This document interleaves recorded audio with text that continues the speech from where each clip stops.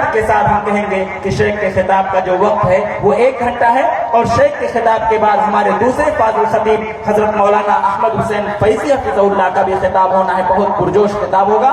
تو ان 2 خطاب کو سماعت فرمانے کے بعد آئے آپ لوگ جائیں گے۔ فی الحال مائک پر ہمارے فاضل خطیب ڈاکٹر عبدالغفار سلفی حفظہ اللہ۔ السلام علیکم ورحمۃ اللہ وبرکاتہ۔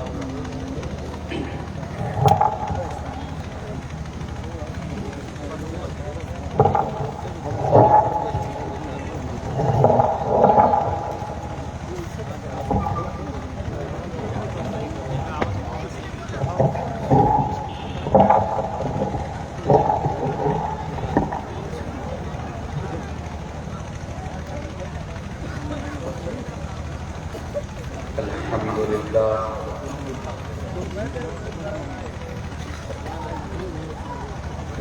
نحمده ونستعینه ونستغفره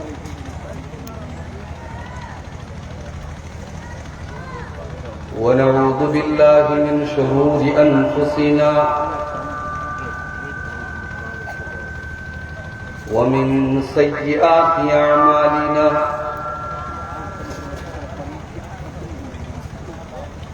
من يهده الله فلا مضل له ومن يضلل فلا هادي له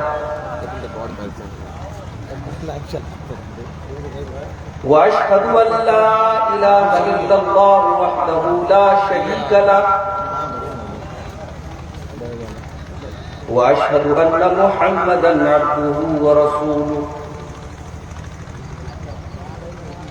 يا أيها الذين آمنوا اتقوا الله حق تقاته ولا تموتن إلا وأنتم مسلمون يا أيها الناس اتقوا ربكم الذي خلقكم من نفس واحدة وخلق منها زوجها وبث منهما رجالا كثيرا ونساء واتقوا الله الذي تساءلون به والأرحام إن الله كان عليكم رقيبا يا أيها الذين آمنوا اتقوا الله وقولوا قولا سديدا يصلح لكم أعمالكم ويغفر لكم ذنوبكم ومن يطع الله ورسوله فقد فاز فوزا عظيما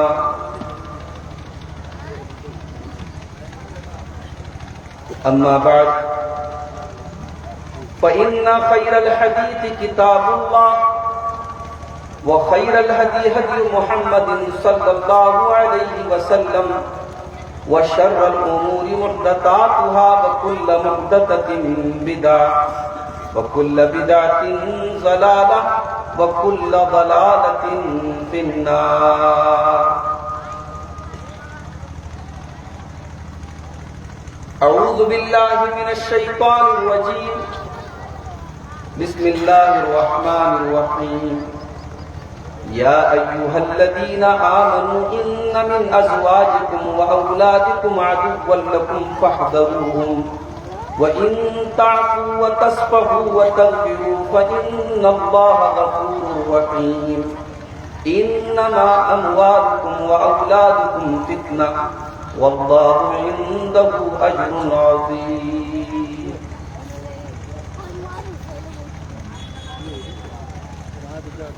ہمارے بڑے عزیز دوست شیخ تبارک سلفی صاحب نے یہ مطالبہ کیا تھا کہ آپ کو ایک نظم بھی سماعت کروائی جائے۔ موبائل کے فتنے کے اوپر ایک نظم ہے، میں چاہتا ہوں کہ آپ حضرات اس کو سماعت فرمائیں۔ فتنہ عشق میں مبتلا ہو گئے، فتنہ عشق میں مبتلا ہو گئے، اجنبی راستوں میں فنا ہو گئے، جانتے ہیں سبھی پر نہ مانے کوئی، اس موبائل سے ہم بے حیا ہو گئے، اس موبائل سے ہم بے حیا ہو گئے. ہماری نوجوان نسل آج اس موبائل کے ذریعے عشق اور پیار اور محبت کے نام پہ جو غلط راستے اپنا رہی ہے. خاص طور سے اس شعر میں دیکھیے، جان من جان جان آپ سے پیار ہے، روز و شب رسمی جملوں کی تکرار ہے، رسمی جملوں کی زد میں کئی مرد و زن، رسمی جملوں کی زد میں کئی مرد و زن، نفس و شیطان کے ہم نوا ہو گئے. اس موبائل سے ہم بے حیا ہو گئے، اس موبائل سے ہم بے حیا ہو گئے. غیر محرم کے غم میں پریشان ہیں، دور حاضر کے ایسے مسلمان ہیں. بدنگاہی کی غلطی کو دہرا کے ہم، بدنگاہی کی غلطی کو دہرا کے ہم اپنے ہی حق میں خود بددعا ہو گئے، اپنے ہی حق میں خود بددعا ہو گئے. اس موبائل سے ہم بے حیا ہو گئے. ہم سفر ڈھونڈنے کی لگن میں مگن، ہم سفر ڈھونڈنے کی لگن میں مگن، ایک دلہا بنی ایک بنی ہے دلہن، ایک دلہا بنا ایک بنی ہے دلہن. یہ تصور کی دنیا کے غافل مکین، یہ تصور کی دنیا کے غافل مکین، اختلاطی بحر میں فنا ہو گئے، اختلاطی بحر میں فنا ہو گئے. اس موبائل سے ہم بے حیا ہو گئے. جانتے ہیں شریعت میں معیوب ہے، وہ تعلق ہمیں آج محبوب ہے. آج بڑی عام بات ہے، فیس بک پر لڑکا اور لڑکی ایک دوسرے سے دوستی کرتے ہیں، تعلق قائم کرتے ہیں اور یہ سمجھتے ہیں کہ یہ صحیح ہے. بہت سارے لوگ ایک دوسرے کو بھائی بہن کہہ کر کے تعلق بناتے ہیں.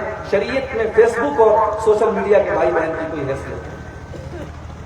جانتے ہیں شریعت میں معیوب ہے، وہ تعلق ہمیں آج محبوب ہے. اس موبائل کی لت میں کئی پارسا، اس موبائل کی لت میں کئی پارسا، عالم و عالمہ کیا سے کیا ہو گئے، عالم و عالمہ کیا سے کیا ہو گئے. اس موبائل سے ہم بے حیا ہو گئے. اب تلاوت میں کیوں وہ حلاوت نہیں، اب تلاوت میں کیوں وہ حلاوت نہیں ہے، بے سکون دل میں پہلی سی راحت نہیں، بے سکون دل میں پہلی سی راحت نہیں.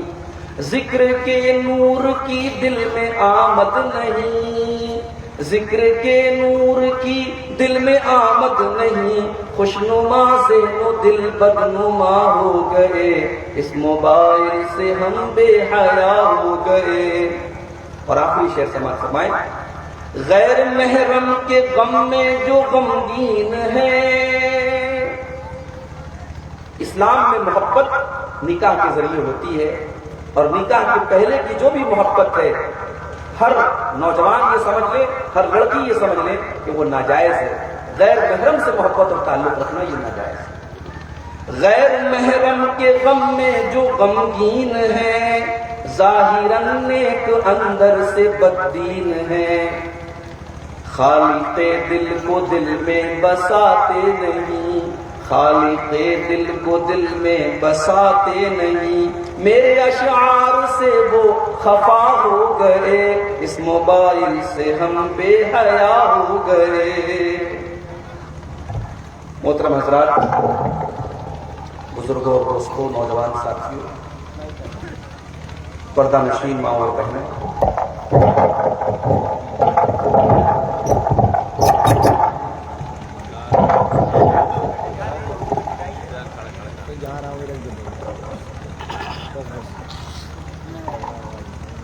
اللہ کا فضل و کرم ہے، اس کا احسان ہے.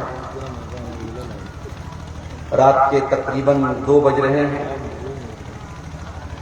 اور آپ حضرات عشاء بعد سے لے کر اب تک بڑے سکون کے ساتھ، بڑی دلجمعی کے ساتھ مختلف موضوعات پر ہمارے علماء کے خطابات کو سنتے رہے، اور ہماری مائیں بہنیں بھی بڑی اچھی تعداد میں آئی ہیں، وہ بھی بڑے شوق سے اس جلسے میں شامل ہوئی ہیں۔ اللہ تعالی ہم سب کے اس جذبے کو قبول فرمائے، اور جلسے کو منعقد کرنے والے ہمارے تمام بھائیوں کی اس نیکی کو اللہ تعالیٰ ان کے نام اعمال میں لکھ دے، اور اللہ تعالیٰ ہم سب کی مغفرت کا ذریعہ اس پروگرام کو بنا دے، آمین۔ میرے بھائی، میں نے آپ کے سامنے قرآن مجید کے 28ویں پارے کی 2 آیتیں پڑھی ہیں خطبہ مسنونہ کے بعد۔ ان دونوں آیتوں میں اللہ تعالیٰ نے ہمارے بیوی اور بچوں کو اللہ نے ہمارا دشمن کرا۔ یہ سن کر کے تھوڑا آپ کو عجیب لگ رہا،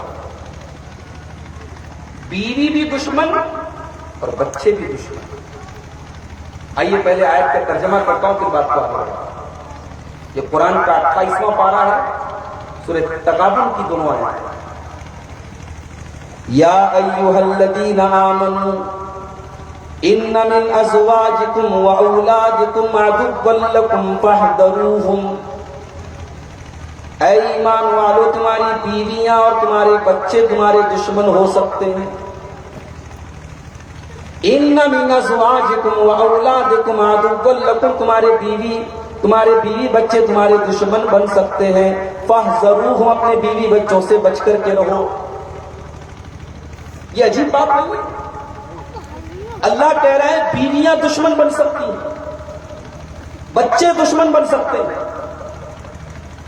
جبکہ ہم اور آپ جانتے ہیں جو انسان شادی شدہ ہے، بال بچے والا ہے، اس کی دنیا کا مرکز اس کے بیوی بچے،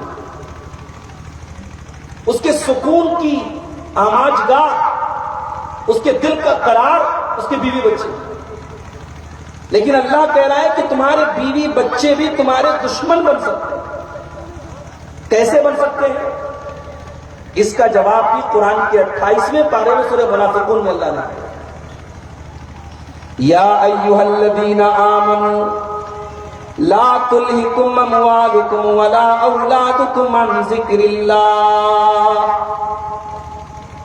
اے ایمان والو، نہ تو تمہارا مال تم کو اللہ کے ذکر سے غافل کرے، نہ تمہارے بچے تمہیں اللہ کے ذکر سے غافل کریں۔ نہ مال کے چکر میں تم اللہ کے ذکر سے غافل ہونا، اللہ سے غافل ہونا، نماز سے غافل ہونا، قرآن سے غافل ہونا، نہ بچوں کے چکر میں، اولاد کے چکر میں تم اللہ سے غافل ہونا۔ پتہ یہ چلا کہ اگر بیوی کے چکر میں پڑ کر آپ اللہ کو بھول جائیں، آپ شریعت کو بھول جائیں، حلال و حرام کو بھول جائیں، اولاد کی محبت میں آپ جائز اور ناجائز کو بھول جائیں، تو وہ اولاد آپ کی دشمن ہے، وہ بیوی آپ کی دشمن بن رہی ہے۔ اللہ فرماتا ہے ایمان والو، ان من ازواجکم واولادکم عدوا لکم، اے ایمان والو دیکھو کہیں ایسا نہ ہو کہ تمہاری بیوی تمہاری دشمن بن جائے، تمہارے بچے تمہارے دشمن بن جائیں۔ فاحذروہم، ان سے بچ کر کے رہنا، ان کی محبت میں آ کر کے تم کو کوئی ناجائز کام مت کرنا، اپنی اولاد کی پرورش کے معاملے میں، اپنی اولاد کی تربیت کے معاملے میں، اپنی اولاد کی نگرانی کے معاملے میں کوئی ایسا کام نہ کرنا کہ تم کو اللہ کے یہاں ذلیل ہونا پڑے، تم کو اللہ کے یہاں جہنم میں جانا پڑ جائے۔ اور آگے کیا فرمایا؟ وَإِن تَعْفُوا وَتَصْفَحُوا وَتَغْفِرُوا فَإِنَّ اللَّهَ غَفُورٌ رَحِيمٌ۔ اگر تمہارے بیوی بچوں سے کوئی خطا ہو جائے، تمہاری بیویاں کوئی غلطی کر دیں، تمہارے بچے کوئی خطا کر دیں، تو تم معاف کر دیا کرو، تم درگزر کر دیا کرو، تم بخش دیا کرو، اس لیے کہ اللہ تعالیٰ بہت بخشنے والا، رحم کرنے والا ہے۔ تم بھی اپنے بال بچوں کے ساتھ رحم و کرم کا معاملہ کیا، ہر بات میں ڈنڈا لے کے مت کھڑے رہو، ہر چیز میں سختی مت کرو، محبت کے ساتھ، نرمی کے ساتھ، معافی کے ساتھ زندگی کی گاڑی کو آگے۔ اس کے بعد فرمایا انما اموالکم واولادکم فتنہ، او لوگوں تمہارا مال بھی بہت بڑا فتنہ ہے اور تمہاری اولاد بھی بہت بڑا فتنہ ہے، بہت بڑی آزمائش ہے۔ مال بھی بہت ضروری چیز ہے اور اولاد بھی بہت ضروری چیز ہے۔ نہ مال کے بغیر آپ کی دنیا میں خوبصورتی آ سکتی ہے، نہ اولاد کے بغیر دنیا میں سکون ملتا ہے۔ اسی لیے اللہ تعالیٰ نے مال اور اولاد کو دنیا کی زندگی کی زینت قرار دیا، اٹریکشن قرار دیا۔ سورہ کہف آپ کل جمعہ کے دن پڑھیں گے، آپ سورہ کہف میں اللہ نے کیا فرمایا؟ المال والبنون زینۃ الحیات الدنیا والباقیات الصالحات خیر عند ربک ثوابا وخیر املا۔ او لوگوں مال اور اولاد تمہاری دنیا کی زندگی کی زینت ہے، اٹریکشن ہے، خوبصورتی ہے۔ دنیا کے اندر سجاوٹ اسی مال سے، اسی اولاد سے۔ اولاد کی اہمیت آپ اس سے پوچھئے جس کے گھر میں اولاد نہیں، اس باپ سے پوچھئے جس کی انگلیاں مچلتی ہیں کسی بچے کی انگلی کو پکڑ کر، اس عورت سے پوچھئے جس کی گود مچلتی ہے کسی بچے کو گود لینے۔ میرے بھائیوں، اولاد بہت بڑی نعمت ہے اللہ تعالیٰ، اسی لیے اللہ کے نبیوں نے اولاد کی دعا مانگی اللہ سے۔ جس کو اللہ نے اولاد نہیں دی، بڑھاپے میں بھی اس نے اللہ سے اولاد مانگی۔ حضرت زکریا علیہ السلام کو دیکھو، 80 سال کی عمر ہو چکی ہے، اب تک اللہ نے اولاد سے نوازا نہیں ہے۔ بال سفید ہو چکے، بوڑھے ہو چکے ہیں، مگر اللہ تعالیٰ سے اولاد کی دعا کرتے ہیں۔ کاف ہا یا عین صاد ذکر رحمت ربک عبدہ زکریا اذ نادى ربه نداء خفیا اذ قال رب انی وهن العظم منی واشتعل الراس شیبا ولم اکن بدعائک رب شقیا۔ یاد کرو میرا بندہ زکریا مجھ سے دعا کر رہا تھا چپکے رات کے اندھیرے میں، اور کہہ رہا تھا اے اللہ میرے بال سفید ہو گئے، اے اللہ میری ہڈیاں کمزور ہو گئی، میں بوڑھا ہو گیا، مگر اے اللہ میں نے تجھ سے دعا مانگنا نہیں چھوڑا ہے۔ وَإِنِّي خِفْتُ الْمَوَالِيَ مِنْ وَرَائِي وَكَانَتِ امْرَأَتِي عَاقِرًا فَهَبْ لِي مِن لَّدُنكَ وَلِيًّا۔ اے اللہ اگر تو نے مجھ کو اولاد نہیں دی، اے اللہ میرے مرنے کے بعد میرے خاندان کی تربیت کون کرے گا، میرے خاندان کو صحیح راستے پر کون چلائے گا؟ اے اللہ میں تیرا پیغمبر ہوں، میں تیرا نبی ہوں، میرے مرنے کے بعد میرے خاندان کی صحیح تربیت کون کرے گا؟ اے اللہ تو مجھے ایک نیک بیٹا دے دے، ایک ایسا بیٹا دے دے جو ہر حال میں تیری رضا پر راضی رہنے والا ہو۔ اللہ نے زکریا علیہ السلام کو یحییٰ کی شکل میں ایک بڑا ہی خوبصورت اور بڑا ہی پیارا بچہ دیا جو اپنے باپ کی دعاؤں کے بالکل مطابق پیدا ہوا۔ میرے پیارے بھائیوں، نبیوں نے اللہ سے دعا مانگی ہے اولاد، اسی لیے اللہ نے قرآن میں فرمایا وَلَقَدْ أَرْسَلْنَا رُسُلًا مِّن قَبْلِكَ وَجَعَلْنَا لَهُمْ أَزْوَاجًا وَذُرِّيَّةً۔ اے نبی ہم نے آپ کو بھی بال بچے والا بنایا ہے، آپ نے بھی شادی کی ہے اور آپ کے بچے ہیں، اور آپ سے پہلے ہم نے جتنے نبی بھیجے، جتنے رسول بھیجے، اے نبی وہ سارے کے سارے نبی بال بچے دار تھے، وہ سب اولاد والے تھے۔ سارے نبیوں کو ہم نے اولاد والا بنایا ہے، اے نبی آپ بھی اولاد والا۔ اولاد بہت بڑی نعمت ہے اللہ تعالیٰ، اور اس اولاد میں اگر اللہ نے آپ کو بیٹیاں دی ہیں تو یہ بیٹیاں بہت بڑی نعمت بھی ہیں اور بہت بڑا امتحان ہے۔ بیٹی اگر آپ کے گھر میں پیدا ہوتی ہے آپ خوش نصیب ہیں، آپ خوش نصیب ہیں کہ اللہ نے آپ کو بیٹی سے نوازا ہے۔ اللہ کے پیارے نبی فرماتے ہیں، صحیح مسلم کی روایت ہے، من آل جاریتین حتی تبلغا جاء یوم القیامت انا وہوا کہاتین۔ اللہ کے پیارے نبی اپنی دونوں انگلیوں سے اشارہ کر کے فرماتے ہیں جس کو اللہ تعالیٰ نے دو بیٹیاں، جس نے دو بیٹیوں کو پالا اور پوسا، ان کی صحیح پرورش کی، یہاں تک کہ وہ بیٹیاں جوان ہو گئی، وہ کل قیامت کے دن اس حال میں آئے گا کہ وہ میرے ساتھ اس طریقے سے رہے گا جس طریقے سے یہ دونوں انگلیاں ایک دوسرے کے ساتھ ملی ہوئی، جیسے یہ دونوں انگلیاں ایک دوسرے کے ساتھ ملی ہوئی ہیں، کل قیامت کے دن وہ انسان میرے ساتھ جنت میں اس طریقے سے رہے گا جس نے دو بیٹیوں کو پالا۔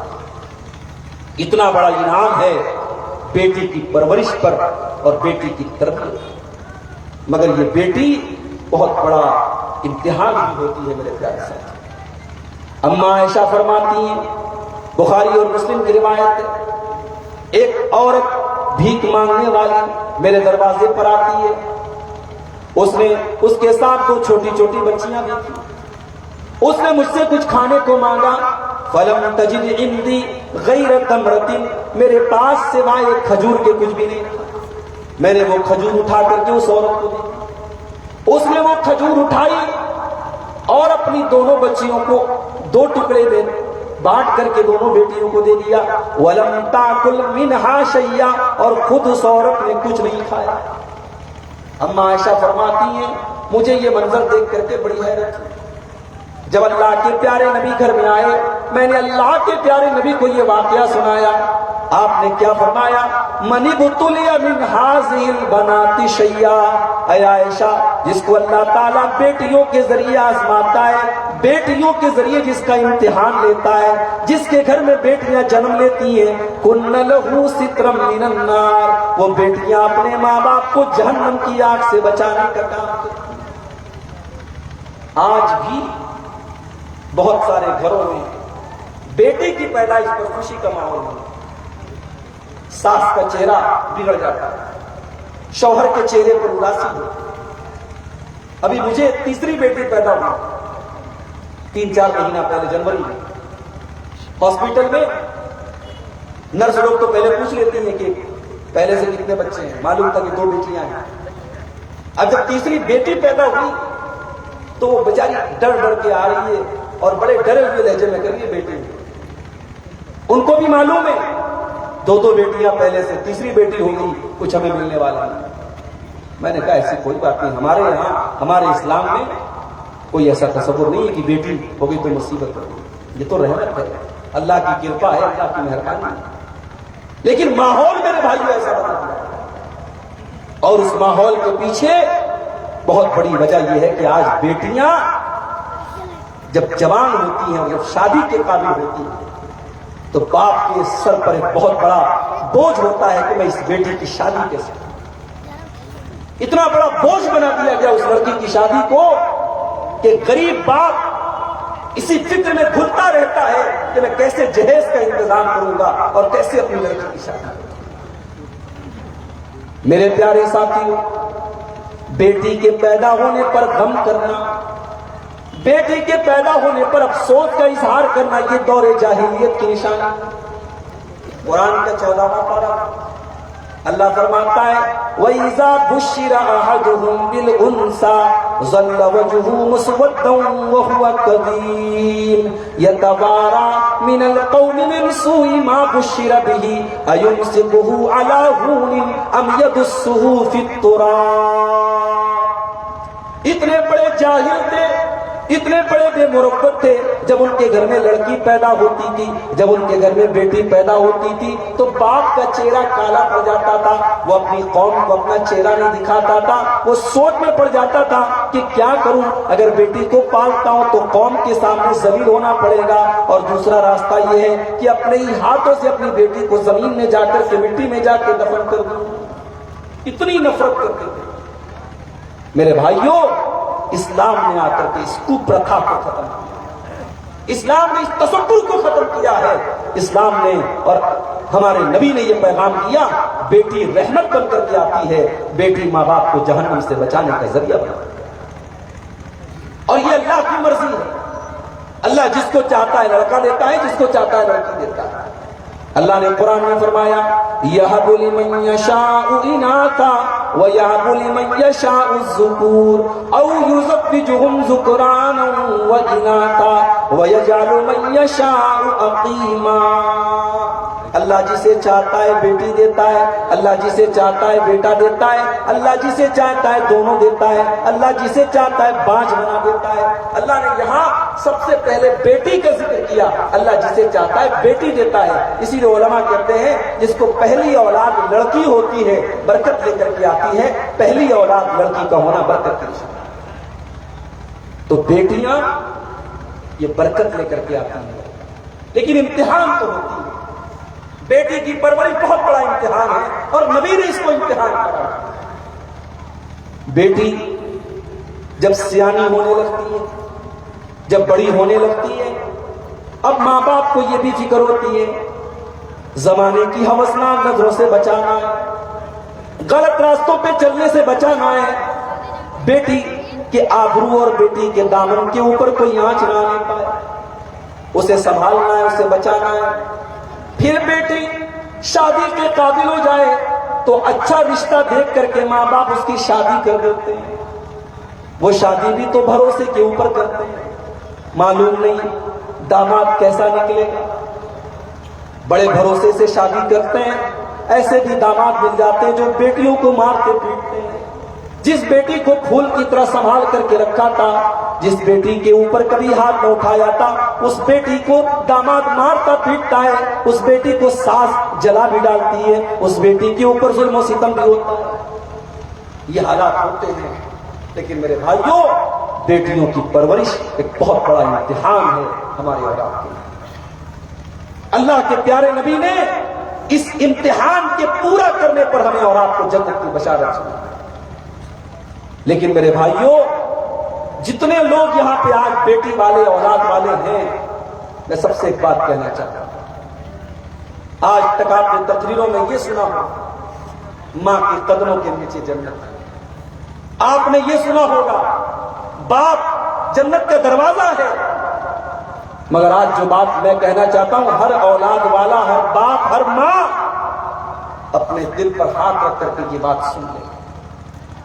آج تک آپ نے یہ سنا کہ ماں کے قدموں کے نیچے جنت ہے، آپ نے یہ سنا کہ باپ جنت کا دروازہ ہے، مگر آج تک آپ نے شاید یہ نہ سنا ہو کہ اگر باپ نے باپ ہونے کا حق ادا نہیں کیا، اگر ماں نے ماں ہونے کا حق ادا نہیں کیا، تو وہ باپ جہنم کی آگ میں جائے گا، وہ ماں جہنم کی آگ میں جائے گا۔ جنت حرام ہے اس ماں کے لیے جس نے اپنی بیٹی کی صحیح پرورش نہیں کی، اس باپ کے لیے جس نے باپ ہونے کا حق نہیں کیا۔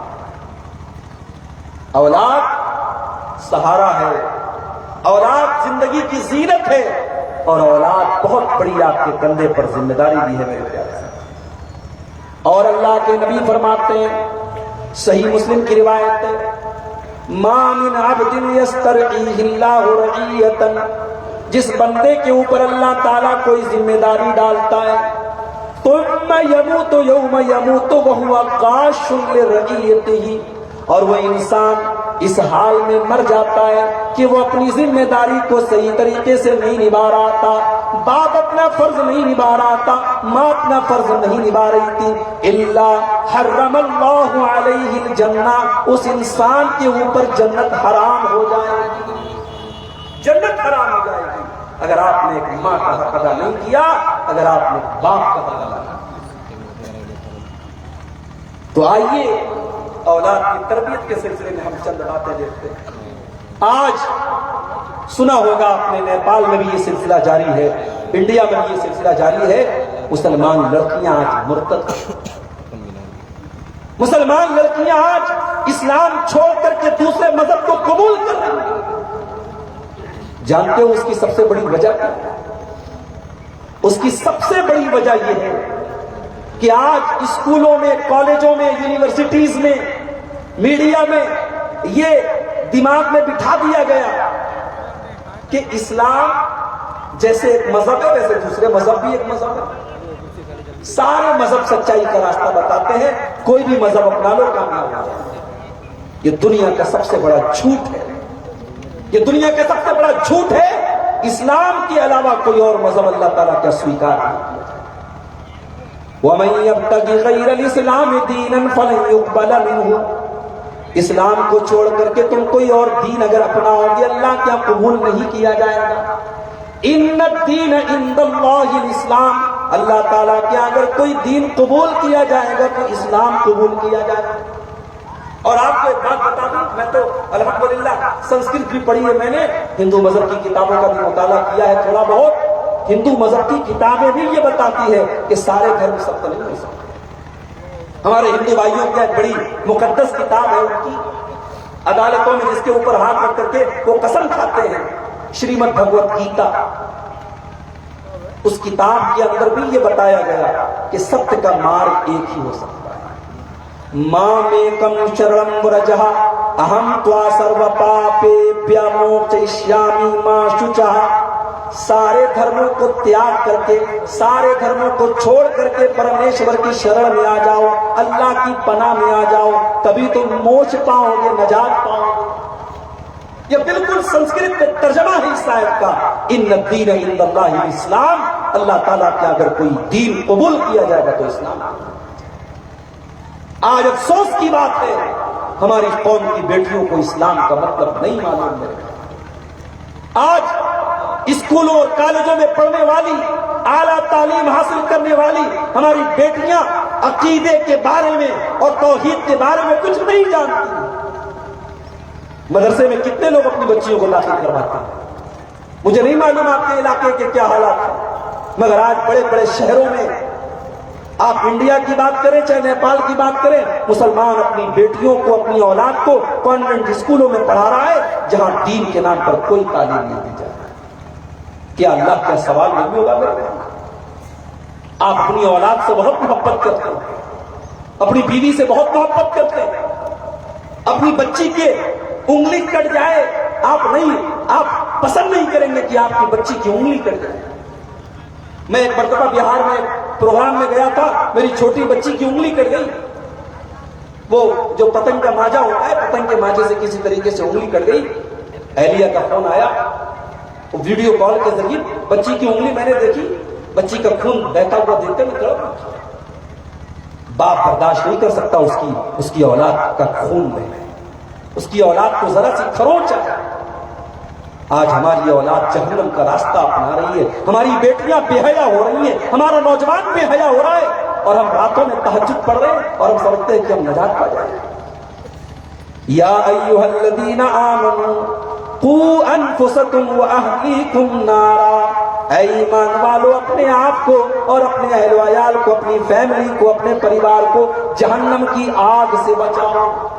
وقودها الناس والحجارہ، جس آگ کا ایندھن انسان اور پتھر ہوں گے، علیہا ملائکۃ غلاظ شداد لا یعصون اللہ، اور اس جہنم کے جو داروغہ ہوں گے وہ بڑے سخت ہوں گے، وہ کسی کے ساتھ کوئی مربت نہیں کریں گے، وہ کسی کے ساتھ کوئی نرمی نہیں کریں گے۔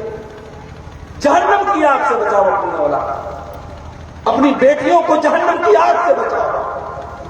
اور ایک بات یاد رکھو میرے بھائی، اگر اولاد آپ کی لاپرواہی کی وجہ سے اگر دین سے دور ہوئی ہے تو اللہ کے یہاں آپ بچ نہیں سکتے۔ اللہ کے پیارے نبی فرماتے ہیں کلکم راع وکلکم مسئول عن رعیتہ، او لوگوں تم میں سے ہر انسان ذمہ دار ہے اور اس کی ذمہ داری کے بارے میں کل قیامت کے دن پوچھا جائے گا۔ انسان سے پوچھا جائے گا اس کی فیملی کے بارے میں، اس کے پریوار کے بارے میں، عورت سے پوچھا جائے گا اس کے گھر کے بارے میں۔ تو آئیے اولاد کی تربیت کے سلسلے میں کچھ اہم پوائنٹس آپ کے سامنے رکھتا ہوں کہ ہم اولاد کی تربیت کے سلسلے میں، خاص طور سے لڑکیوں کی تربیت کے سلسلے میں ہم کن کن باتوں کا خیال رکھیں۔ بیٹیوں کی تربیت کرنے میں میرے بھائی ایک بات کا ہم کو یہ بھی خیال رکھنا چاہیے کہ ہم اپنی بیٹیوں کی ایسی تربیت کریں کہ یہ بیٹیاں کل سماج کی اصلاح کا کام کر سکیں، یہ سماج کو کچھ دے سکے، سماج کو کی اصلاح میں یہ اپنا حصہ ادا کر سکے۔ اللہ نے قرآن میں فرمایا والمؤمنون والمؤمنات بعضهم اولیاء بعض، مومن مرد اور مومن عورت یہ ایک دوسرے کی مدد کرتے ہیں۔ اگر جلسہ ہو رہا ہے، پروگرام ہو رہا ہے، اگر مومن مردوں کی اصلاح کا کام ہو رہا ہے تو مومن عورتوں کی اصلاح کا بھی کام ہونا چاہیے۔ آج کتنے علاقے ہیں نیپال کے، کتنے علاقے ہیں انڈیا کے، مسجد میں عورتوں کا انتظام نہیں ہے، جمعہ کا خطبہ ہو رہا ہے عورتوں کا کوئی انتظام نہیں، کیوں نہیں ہے میرے بھائی؟ سال میں ایک بار جلسہ کرا لینے سے عورتوں کی اصلاح نہیں ہو سکتی. آپ کو اپنی مسجدوں میں عورتوں کا انتظام کرنا پڑے گا. اور آج افسوس کی بات یہ ہے کہ ہم اہل حدیثوں کے یہاں بھی بہت ساری مسجدوں میں عورتوں کا انتظام نہیں. کروڑ پتی لوگ ہیں, پیسے کی کوئی کمی نہیں ہے, مگر ماحول نہیں ہے, بیداری نہیں ہے. عورتوں کا انتظام کیوں نہیں ہے؟ جمعہ کے دن آدھا گھنٹے کی تقریر عورتوں کے اندر بہت ساری دین کی معلومات پیدا کر سکتی ہے. کوشش کیجئے ہر مسجد پر جہاں جمعہ ہو رہا ہے عورتوں کا انتظام ہونا چاہیے. ہر پروگرام میں عورتوں کا انتظام ہونا چاہیے. عورتوں تک دین کی بات پہنچاؤ میرے بھائی. اپنی لڑکیوں کی ایسی تربیت کرو کہ وہ دیندار بنے اور دین کی تبلیغ کریں. یہ پہلا کام ہے. بچیوں کی تربیت آپ کرتے ہیں, بچپن سے بچی کو یہ سکھاتے چلے کہ وہ ایک لڑکی ہے, وہ لڑکا نہیں. لڑکا اور لڑکی میں بہت فرق ہے.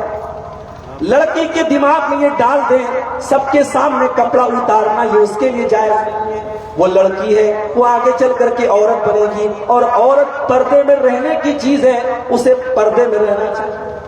یہ ماں کی ذمہ داری ہے. اور میں ایک بات اکثر کہتا ہوں کہ ماں اگر خود پردے والی ہو تو بیٹی بھی باپردہ. کتنی مائیں ہیں ان کے گھر میں, ان کو احساس ہی نہیں کہ دوپٹہ میرا سر پر ہے کہ نہیں, کیسا کپڑا میں نے پہنا ہے, میرا گلا کیسا ہے, میرے آستین نظر آ رہی, میرا پیٹ نظر آ رہا ہے. ان کو کوئی فرق نہیں پڑتا ہے. بچے سیکھتے ہیں اپنے باپ سے, بچیاں سیکھتی ہیں اپنی ماں سے. میری ماں اور بہنوں, آپ کو دوپٹہ رکھنے کا طریقہ بھی قرآن میں اللہ نے بتایا. وَلِيَضْرِبْنَ بِخُمُرِهِنَّ عَلَى جُيُوبِهِنَّ. اے مسلمان عورتوں, اپنا دوپٹہ ہمیشہ اپنے سینے پر رکھو.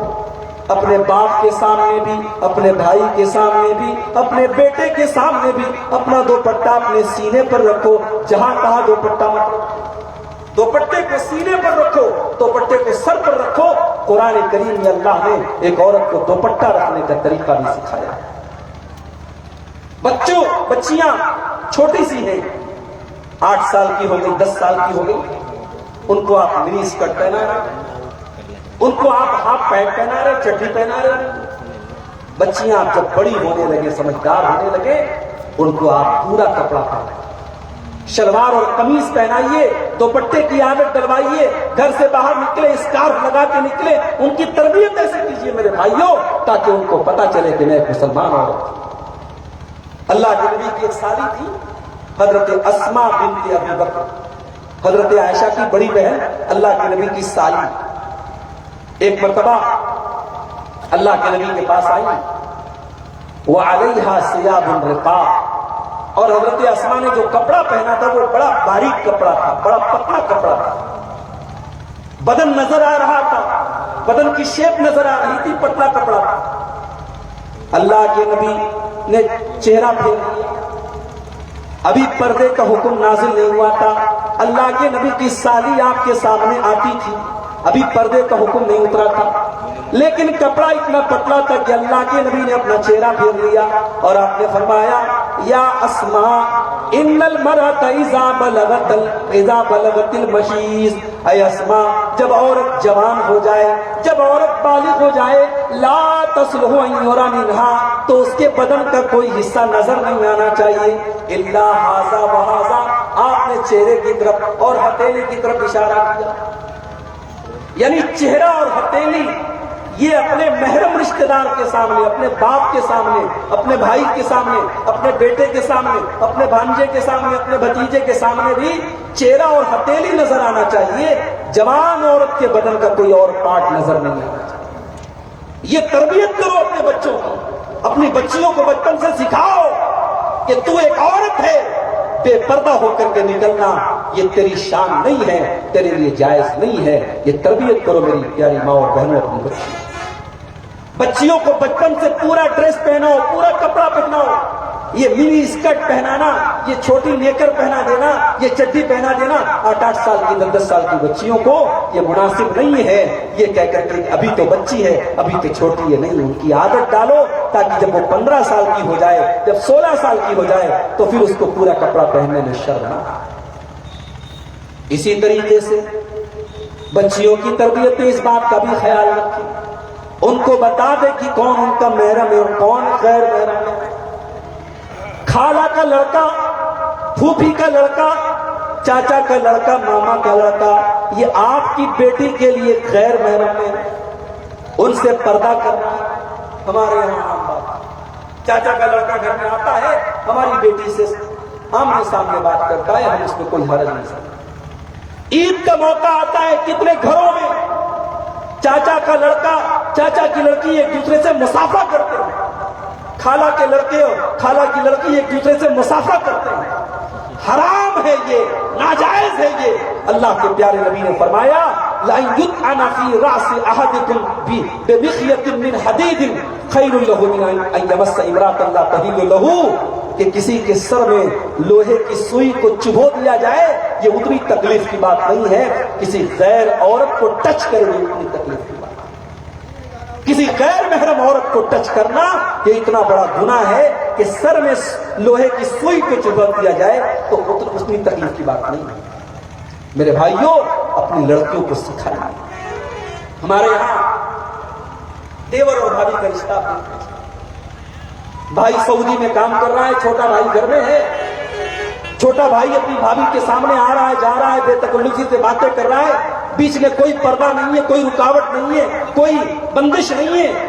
حالات دھیرے دھیرے بگڑتے ہیں اور دیور اور بھابھی کے درمیان ناجائز تعلقات جنم لیتے ہیں. کیوں کہا اللہ کے پیارے نبی نے الحم الموت؟ دیور بھابھی کے لیے موت ہے، جیجا سالی کے لیے موت ہے. جو شوہر کے قریبی رشتہ دار ہیں وہ بیوی کے لیے موت ہے. جو غیر محرم رشتہ دار ہیں، بیوی کو چاہیے کہ غیر محرم رشتہ داروں سے پردہ کرے، ان کے سامنے نہ آیا کرے. یہ اسلام کی تعلیم ہے، اپنی بچیوں کو آپ کو سکھائیے. اسی طریقے سے اگر آپ چاہتے ہیں کہ آپ کے گھر کا ماحول صحیح ہو تو اپنی بچیوں کو آپ صحیح اداروں میں ڈالیں.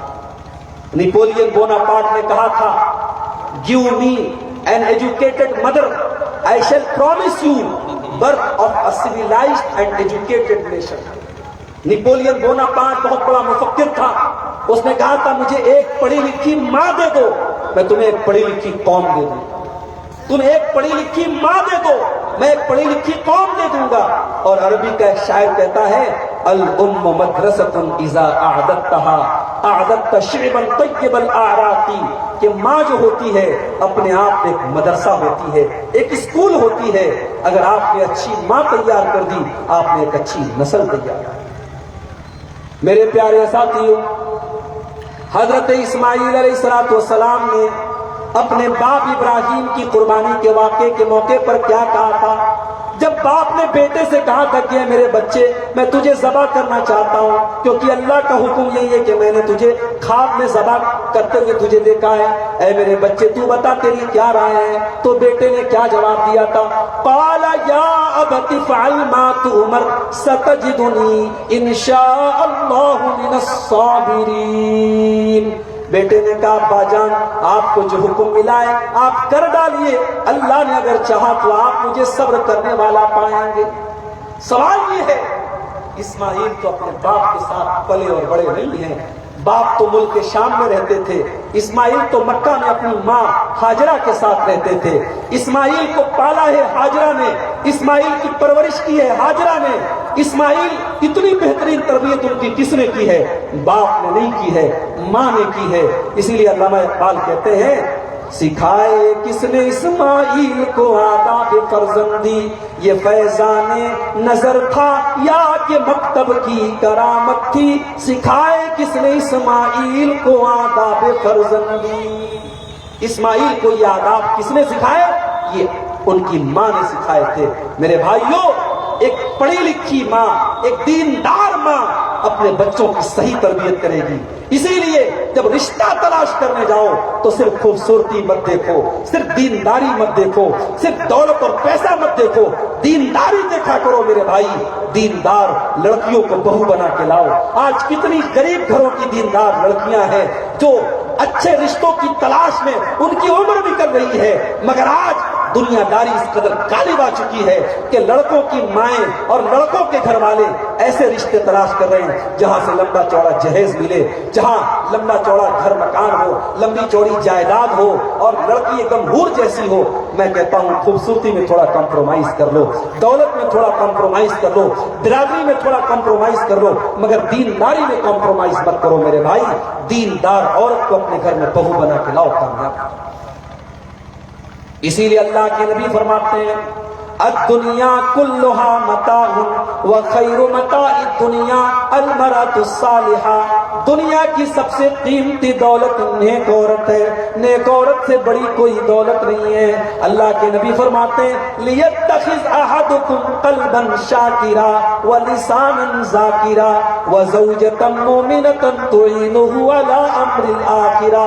او لوگو، تمہیں اگر خزانہ بنانا ہے تو 3 چیزوں کو خزانہ بنا لو۔ قلبا شاکرا، اپنے سینے میں ایسا دل پیدا کر لو جو اللہ کا شکریہ ادا کرنے والا ہو۔